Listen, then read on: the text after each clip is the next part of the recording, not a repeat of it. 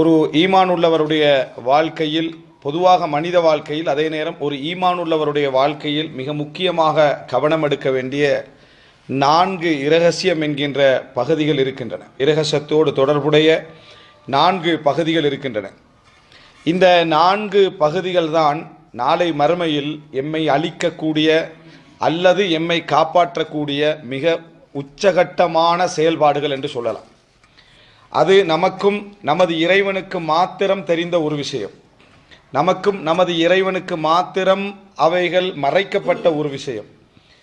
பொதுவாக அதிலே மனிதர்கள் எந்தவிதமான நிலையில் இருக்கிறார்கள் என்பதை தெரிந்து கொள்வதனூடாகவும், அதிலே நாம் எந்த நிலையில் இருக்கிறோம், எப்படியெல்லாம் நாம் அதில் மாற்றம் செய்து கொள்ள வேண்டும் என்பதில் மிக கவனமாக ஒரு முஃமின் என்ன செய்ய வேண்டும், செயல்பட வேண்டும்.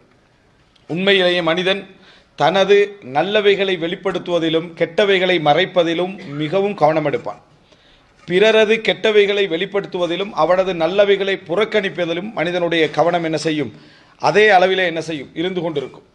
இந்த நிலை பற்றி இஸ்லாம் பல இடங்களிலே பேசுவதை நாம் பார்க்கிறோம். இருந்தாலும் அதிகமான மனிதர்களுடைய செயல்பாடுகளில் இது பற்றிய கவனங்கள் குறைவாகவே இருக்கின்றன.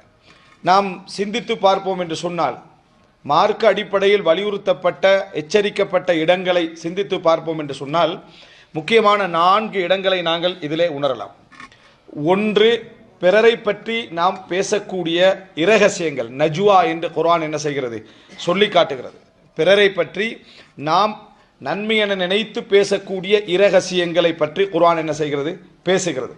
பிறருக்காக, பிறருடைய தேவைகளுக்காக நாம் பேசக்கூடிய இரகசியங்கள் என்கின்ற ஒரு பகுதி, பிறரை பற்றி பேசக்கூடிய இரகசியங்கள். இரண்டாவது, பிறரை பற்றி நாம் குறை பேசி, புறம் பேசி, அவதூறு சொல்லி நாம் பேசக்கூடிய ரகசியங்கள். ஒன்று, பிறருடைய நலவு என்ற அடிப்படையில் நம்ம பேசக்கூடிய ரகசியங்கள். இரண்டாவது, புறம் பேசி அவர்களை பற்றி அவதூறு சொல்லி, குறை சொல்லி நாம் பேசக்கூடிய இரகசியங்கள். மூன்றாவது, எமது வாழ்க்கையில் இருக்கக்கூடிய கெட்ட செயல்பாடுகள், மோசமான பாவங்கள், நாம் இவைகளை இரகசியமாக மறைமுகமாக மறைத்து வைத்திருக்கக்கூடிய பாவங்கள். வெளிப்படையாக செய்யக்கூடிய பாவங்கள் என்று ஒன்று உண்டு. ஆனால் மறைத்து வைக்கக்கூடிய, ஒரு வெட்கத்தின் காரணமாக மறைத்து செயல்படக்கூடிய பாவங்கள். இரண்டாவது, நாம் மறைத்து செய்யக்கூடிய நல்ல அமல்கள். அது நமக்கும் நமது இறைவனுக்கு மாத்திரம் தெரிந்த தர்மங்களாக இருக்கலாம், நல்ல செயல்பாடுகளாக இருக்கலாம், வழிகாட்டல்களாக இருக்கலாம், முயற்சிகளாக இருக்கலாம், அல்லது ஒரு கண்ணீர் துளியாக கூட என்ன செய்யலாம், இருக்கலாம். அது நமக்கும் நமது இறைவனுக்கும் தெரிந்த விஷயங்கள். இந்த 4லேயே நாம் மிகவும் பலகீனமாக இருக்கக்கூடியது 4வது தான். இதில் ரகசியம் உண்டு இருக்குமா என்று சிந்திக்கக்கூடிய அளவில் எமது செயல்பாடுகள் என்ன செய்யும், இருந்து கொண்டிருக்கும். இந்த 4ம், நான் சொன்ன இந்த 4ம் மனித வாழ்க்கையிலே சம்பந்தப்படக்கூடிய ஒரு ஈமானுடையவனுடைய ஈமானை பாதிக்கவும் அதிகரிக்கவும் செய்யக்கூடிய முக்கியமான பகுதிகள். மறுமை நாளில் இறைவனிடத்திலே எம்மை காப்பாற்றுவதற்கு உதவக்கூடியதும் இதுதான், எம்மை அழிப்பதற்கு உதவக்கூடியதும் இதுதான் என்பதை நாம் புரிந்து கொள்ள வேண்டும். முதலாவது, நாம் பிறரை பற்றி பேசக்கூடிய, நல்லது என்று நினைத்து பேசக்கூடிய இரகசியங்கள். இரண்டாவது, பிறரை பற்றி நாம் பேசக்கூடிய, அதாவது புறம், அவதூறுகள், குறை சொல்லல்கள். மூன்றாவது, எமது வாழ்க்கையில் நாம் வெட்கத்தின் காரணமாக மறைத்து செய்யக்கூடிய பாவங்கள். நான்காவதாக, நாம் எமக்கும் எமது இறைவனுக்கு மத்தியிலே வைத்திருக்கக்கூடிய நல்ல செயல்பாடுகள், அமல்கள், இறைவனுக்காக செயல்பட்ட அந்த அமல் சாலிகள். அன்புள்ள சகோதரர்களே, இதிலே நாம் எப்படி இருக்கிறோம் என்று என்றைக்காவது அதாவது முஹாசபா செய்து, எம்மை சிந்திக்க செய்து, சரியாக இருக்கிறோமா என்று யோசித்து பார்ப்போம் என்று சொன்னால், நம்ம மிகவுமே அலட்சியமாக இருக்கக்கூடிய ஒரு பகுதி இதுதான். மிகவுமே அலட்சியமாக இருக்கக்கூடிய பகுதி இதுவாகத்தான் என்ன செய்யும், இருக்கும்.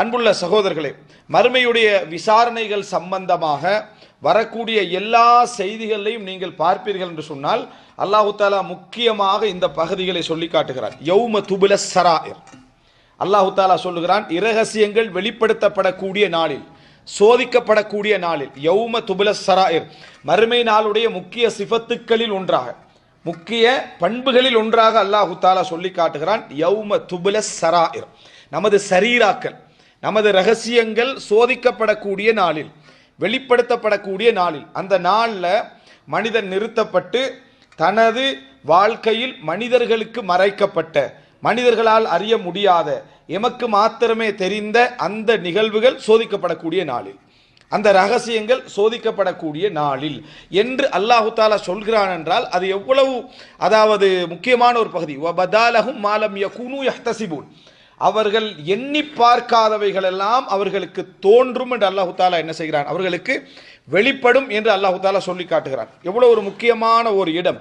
அதே போல அல்லாஹு தாலா சொல்லி காட்டுகிறான், மாலிஹாதல் கிதாபி லா யுகாதிரு சகீரத்தன் வலா கபீரத்தன் இல்லா அஹ்சாஹா, என்ன ஏடு இது, எந்த ஒரு பெரியது சிறியது என்று பார்க்காமல் எல்லாவற்றையும் இது கணக்கில் வைத்திருக்கிறதே, எந்த ஒரு பெரியது சிறியது என்று பார்க்காமல் எல்லாவற்றையும் கணக்கில் வைத்திருக்கிறதே என்று மனிதன் பிரமிக்கக்கூடிய ஒரு நாள்.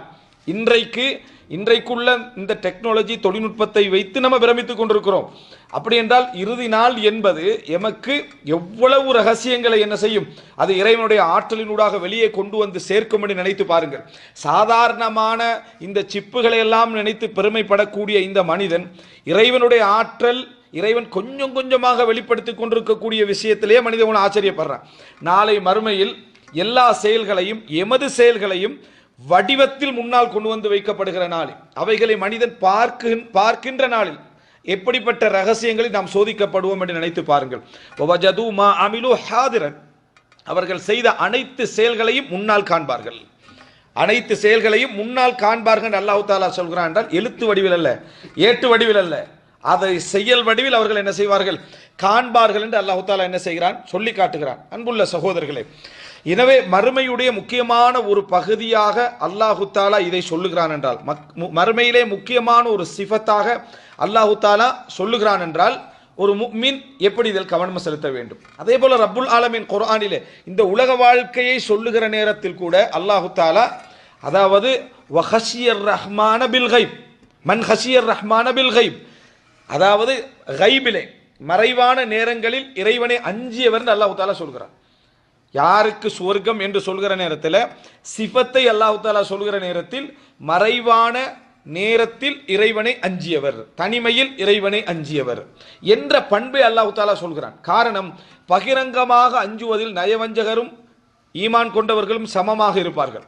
தனிமையில் அஞ்சுவதில் தான் ஒரு நயவஞ்சகனுக்கும் மூமினுக்கும் இடையிலான ஒரு வித்தியாசமே அந்த இடத்துல தான் என்ன செய்கிறது, வரப்போகிறது. இதில் நாம் சரியாக இருக்கிறோமா என்று கேட்டால், அதிகமான மனிதர்கள் தங்கள் குணத்தை சரி செய்வதிலும், தங்களது நடவடிக்கைகளை சரி செய்வதிலும், வணக்க வழிபாடுகளை சரி செய்வதிலும் எதில் கவனம் செலுத்துகிறார்கள் என்றால், பிறர் நோக்கக்கூடிய விஷயத்தில் தான், மற்றவர்கள் பார்க்கிற விஷயத்தில் தான் அதிக கவனம் செலுத்துகிறார்களே தவிர பார்க்காத வேளைகளில் அதிகம் கவனம் செலுத்துவது கிடையாது. இதுதான் உண்மை. நமக்கு நாமே சமாதானம் செய்து கொண்டாலும் சரி, நமக்கு நாமே தேற்றிக் கொண்டாலும் சரி, தனிமேல நின்று நீங்க நினைத்து பாருங்கள் எது உண்மை என்று சொல்லி. ஒருவர் உங்களை கோபம் கொள்ளக்கூடிய மனிதர் ஏசி விட்டார்னு வைங்களேன், உடனே நமக்கு கோபம் வரக்கூடாது என்று சரி செய்பவர்களை விட கோபப்பட்ட இடத்தை சரி செய்கின்றவர்கள் தான் அதிகம். அந்த இடத்துல நான் கோபப்பட்டதுக்கான இதுதான் காரணம், அதுதான் காரணம், இல்லைன்னா நான் கோபப்பட்டிருக்க மாட்டேன், நான் அப்படிப்பட்ட பண்புள்ளவன் அல்ல என்று சொல்லி அந்த இடத்துல போன பெயரை காப்பாற்றுவதற்கு முயற்சி எடுக்கின்றவர்கள் தான் அதிகமே தவிர, எனக்கு ஏன் இந்த கோபம் வந்தது, இப்படி வரக்கூடாது என்று அதை சரி செய்ய முயற்சி எடுப்பவர்கள் குறைவு. அந்த பெயரை காப்பாற்றுவதற்காக எடுக்கக்கூடிய முயற்சியை தான் நீங்கள் அதிகமாக காண்பீர்கள்.